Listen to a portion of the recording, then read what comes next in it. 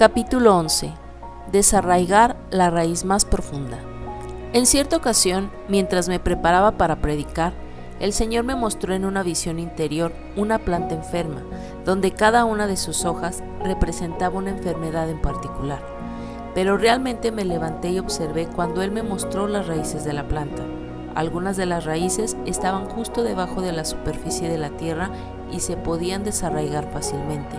Sin embargo, la raíz principal había profundizado mucho más en la tierra. Lo que el Señor compartió conmigo después fue lo más poderoso. Me mostró que la raíz más profunda representaba la táctica fundamental que el diablo usa contra el hombre. Él me reveló esta verdad porque quería que yo pusiera al descubierto la estrategia del diablo en contra del pueblo de Dios, para que él pudiera equiparles para contrarrestar los ataques del diablo. Mira, cuando lidiemos con cualquier problema en la vida, debemos tratar de llegar a su raíz. Si estuvieras cuidando una planta y la planta se estuviera poniendo débil y enferma, sería necio intentar nutrir y restaurar la planta tratando las partes superficiales, como pudieran ser las hojas. Para resolver el problema, tendrías que ir a su raíz. Del mismo modo, las enfermedades crónicas, la depresión mental, la ansiedad perpetua, la carencia económica o la falta de armonía matrimonial son como las hojas secas de la planta enferma. Puedes cortar una hoja, pero enseguida otra hoja se pondrá enferma. Así, lo que queremos examinar en este capítulo es la raíz de alguno de estos problemas con los que lidian los creyentes. Cuando seas capaz de identificar y tratar la raíz, los frutos y las hojas o las manifestaciones externas se arreglarán por sí solos. En otras palabras, si la raíz está sana, el resto de la planta también estará naturalmente sana. El estrés es una de las raíces. El mundo ha descubierto que muchas enfermedades y dolencias están ligadas a una raíz llamada estrés. Un artículo en la página web de la Clínica Mayo advierte que el estrés puede afectar a casi todos los procesos del cuerpo y hacerte más vulnerable a problemas serios de salud. Estoy seguro de que has leído artículos en los periódicos sobre cómo el estrés puede afectar a la salud y producir dolencias humanas. La investigación científica ha vinculado el estrés excesivo a varias enfermedades, incluyendo enfermedades cardiovasculares, hipertensión, niveles elevados de colesterol, infartos, erupciones cutáneas, migrañas, impotencia sexual e infertilidad. El temor es una raíz más profunda que el estrés. El mundo también ha identificado el temor como la raíz del estrés. Han descubierto que en muchos casos el estrés está precedido por el temor. El temor se puede manifestar en forma de ataques de pánico o de un estado perpetuo de ansiedad. También tiene como resultado un insomnio prolongado, falta continua de descanso y un estado mental agitado. Pero aunque el temor suena como una raíz clave que debemos abordar, aún no es la raíz más profunda. El Señor me mostró una raíz más profunda que el estrés y el temor. Me mostró que la raíz más grande y profunda se encuentra en el ámbito espiritual y que solo se puede destruir mediante el poder de la obra consumada de Jesús. ¿Estás interesado en saber cuál es esa raíz? ¿Estás interesado en continuar para descubrir qué es más profundo e insidioso que el estrés y el temor? La condenación de la raíz más profunda. El Señor me mostró que la raíz más profunda es la condenación. Todo comenzó en el jardín del Edén, cuando el primer hombre, Adán, tomó del árbol del conocimiento del bien y del mal. A partir de ese momento, el hombre desarrolló una conciencia. Tu conciencia es lo que está dentro de ti que conoce el bien y el mal. Tu conciencia entiende la justicia, entiende que cuando hay pecado debe ser castigado. Esto también ha llevado al hombre a castigarse a sí mismo por sus pecados. Existen tanto creyentes como no creyentes que son derrotados por la culpabilidad y la condenación, pero la diferencia está en que un creyente que tiene a Jesucristo y el poder de su obra consumada puede rechazar cualquier acusación, culpabilidad o condenación que el enemigo o su propio corazón lance contra él. La Biblia dice: acerquémonos con corazón sincero, en plena certidumbre de fe, purificados los corazones de mala conciencia. Amado, Nuestro corazón ha sido purificado con la sangre de Jesús de una mala conciencia. Una mala conciencia es aquella que continuamente es consciente del pecado y el fracaso, y normalmente espera castigo. Es una conciencia que está bajo condenación. Sin embargo, por la gracia de Dios podemos tener una buena conciencia que ha sido purificada con la sangre de Jesús, y en vez de ser conscientes de pecado, podemos ser conscientes de perdón. Siempre podemos ser conscientes de nuestra justicia en Cristo Jesús, incluso cuando fallamos. Una buena conciencia purificada por la sangre de Jesús no se alimenta del conocimiento del bien y del mal.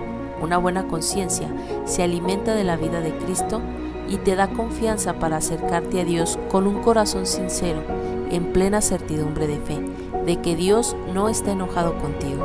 La condenación te roba la intimidad con Dios, pero la palabra de Dios dice: pues los que tributan este culto, limpios una vez, no tendrán más conciencia de pecado. Desgraciadamente, muchos creyentes no confían en el poder de la cruz para erradicar la condenación de sus vidas. Dependen de sus propios esfuerzos, de hacer más y hacerlo bien para ser libres de la culpabilidad y la condenación. El acusador de los hermanos. Por eso la condenación es la raíz más profunda. Es una raíz que el hombre no puede vencer mediante el propio esfuerzo. La condenación demanda un pago por todos tus errores y pecados, pero sin Jesús no hay pago. Desde hace algún tiempo se habla acerca de la culpabilidad y de cómo puede causar varios síntomas adversos en el cuerpo humano, pero eso es tan solo quedarse en la superficie del asunto. Aunque los expertos pueden identificar la culpabilidad y la condenación como las fuentes, no tienen solución para destruirlas. No pueden ver que las personas se encuentran ante un problema espiritual, porque el diablo insidiosamente usa la condenación para afligir a la gente hoy día. En hebreo, el nombre del diablo es Ha-Satán, que literalmente significa el acusador. Es un fiscal de la ley y un experto en condenarte, señalando siempre tus fallos y defectos.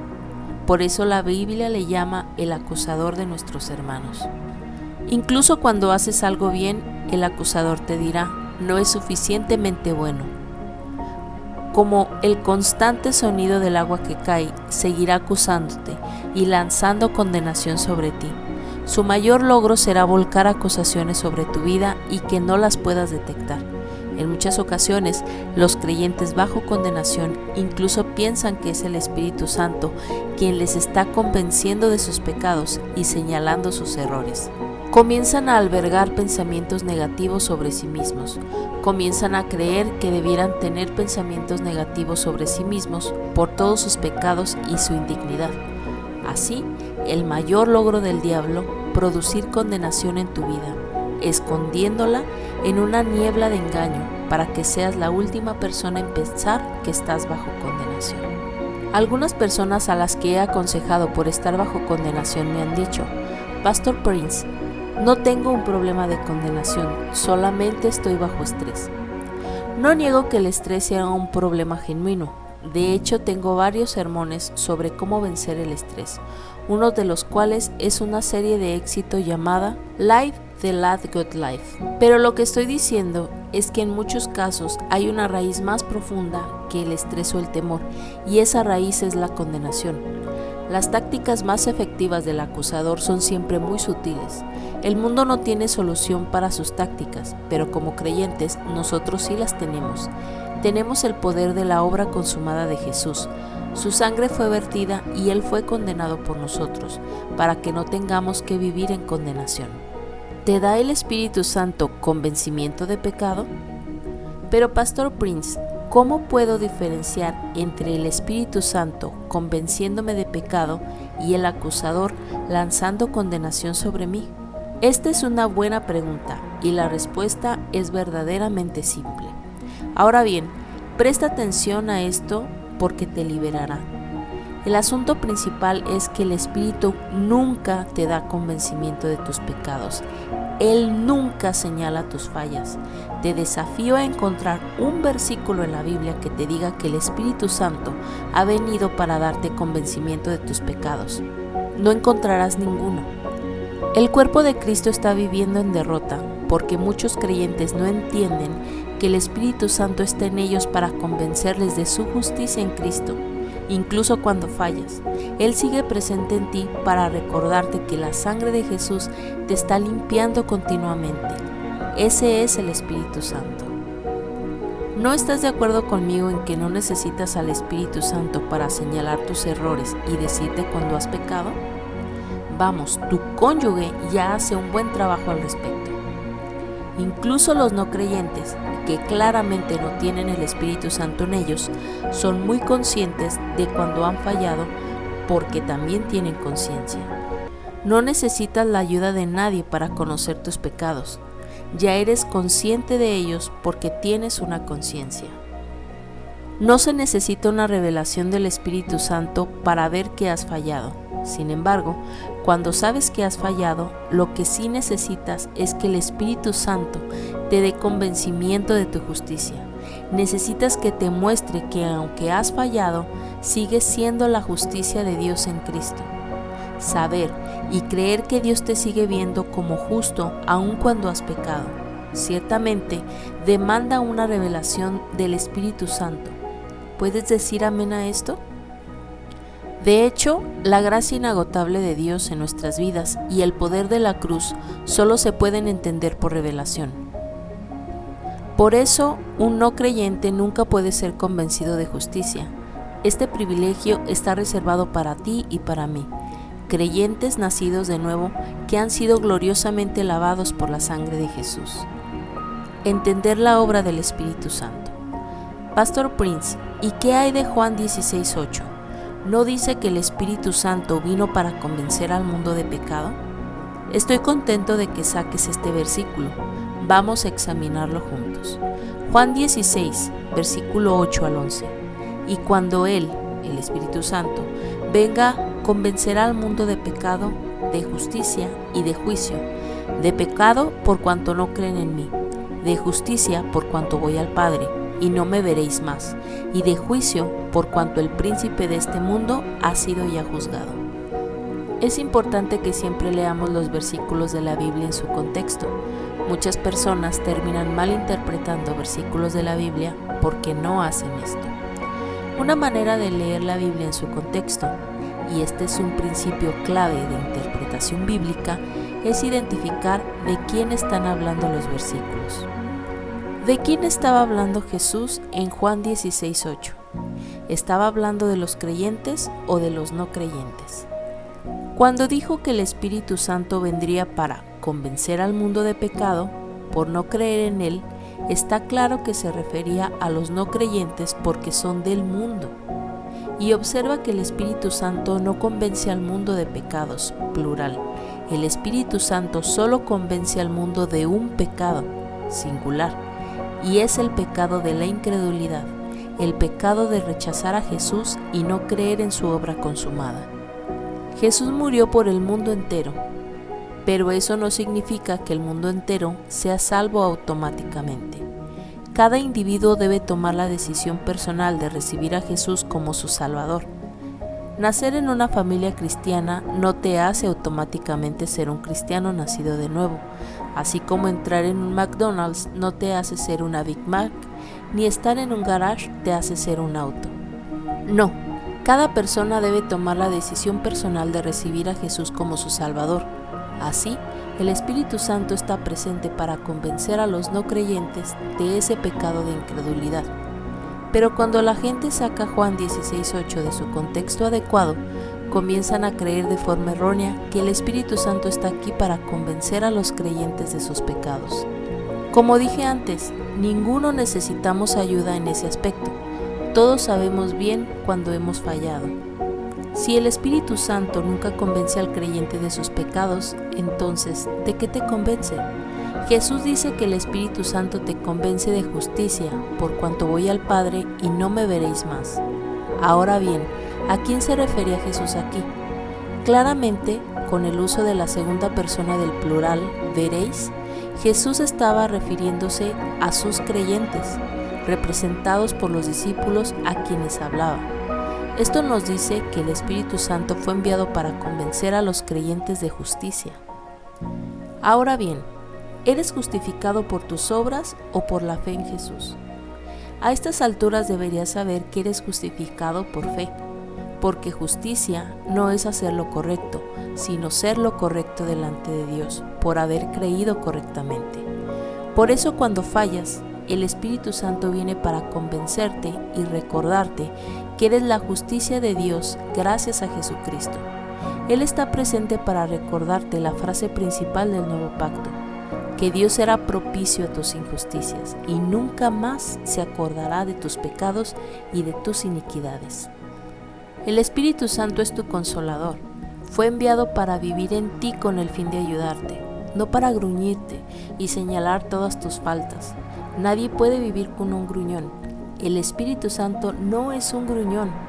No, Él fue enviado para consolarte y ayudarte, convenciéndote de tu justicia eterna.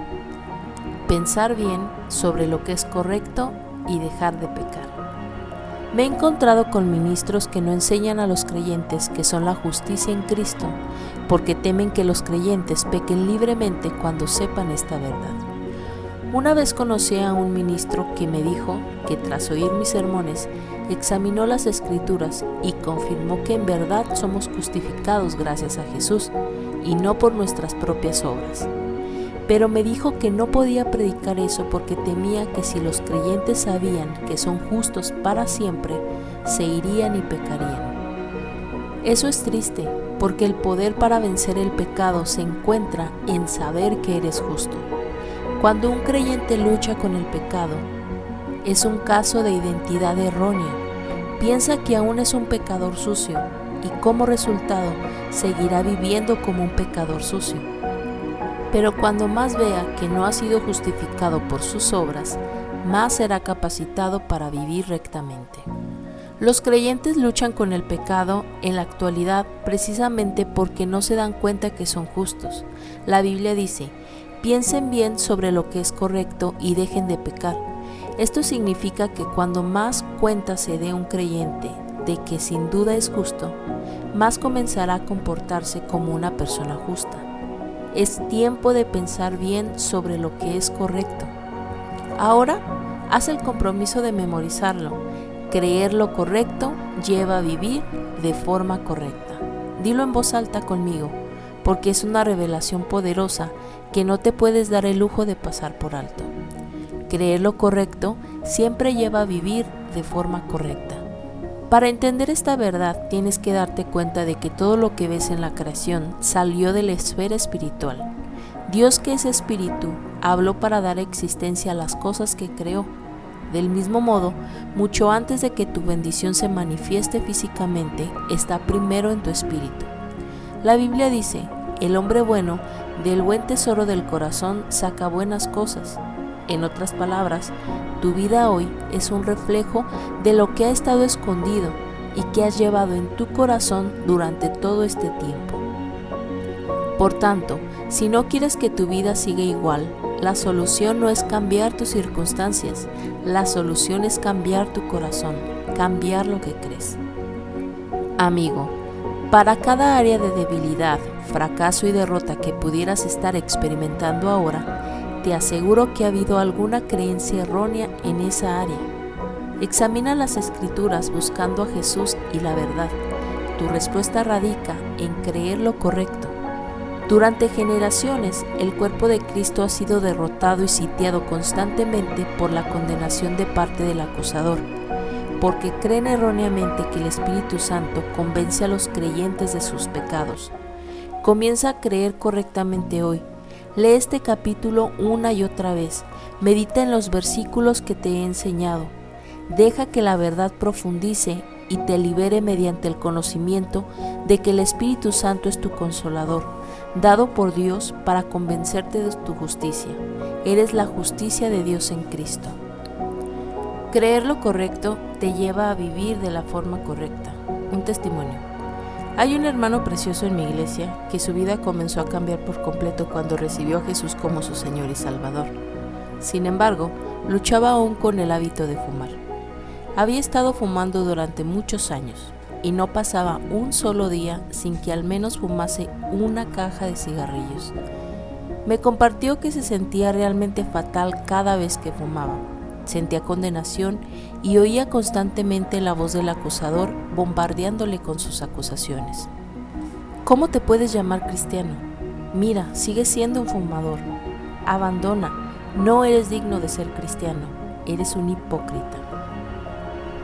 Seguía escuchando estas acusaciones y cuanto más las oía, más fumaba. Decía que realmente intentaba reunir toda su fuerza de voluntad para vencer este hábito destructivo, pero no podía hacerlo. Sabía que su cuerpo era templo de Dios y sinceramente quería glorificar al Señor, pero no tenía poder para hacerlo. Comenzó a condenarse y estaba listo para tirar la toalla. Entonces me escuchó predicar sobre cómo el Espíritu Santo está presente en él para convencerle de justicia, y cómo cuanto más creía que era justo por Jesucristo, más comenzaría a alinearse su conducta con lo que creía. Así que comenzó a confesar esto diariamente: soy la justicia de Dios mediante Jesucristo. Cada día se despertaba, se miraba en el espejo y decía: veo un hombre justo ante mí. Incluso cuando sucumbía a la tentación y fumaba, seguía confesando: soy la justicia de Dios mediante Jesucristo. Incluso ahora el Señor me ve como justo. Este hermano realmente creyó que él era justo, no por lo que había hecho, sino por lo que Jesús había hecho. Y cuanto más creía que era la justicia de Dios, más se debilitaba el poder de su adicción a la nicotina. Comenzó a tener un poder sobrenatural para dejar de fumar tanto diariamente en poco tiempo.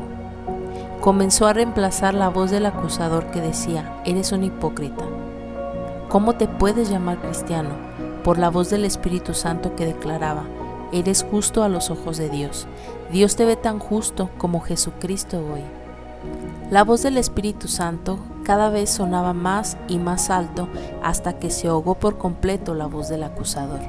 Este precioso hermano finalmente dejó oír la voz de la condenación y comenzó a escuchar solamente la voz de la justicia, y un día se despertó y se dio cuenta de que ya no tenía el deseo de fumar cigarrillos.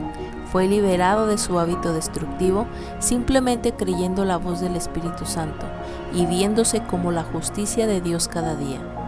Tan solo ser fiel en creer y confesar: soy la justicia de Dios en Cristo, hizo que un poder se liberase en su vida, que hizo que su deseo de fumar cigarrillos se desvaneciera.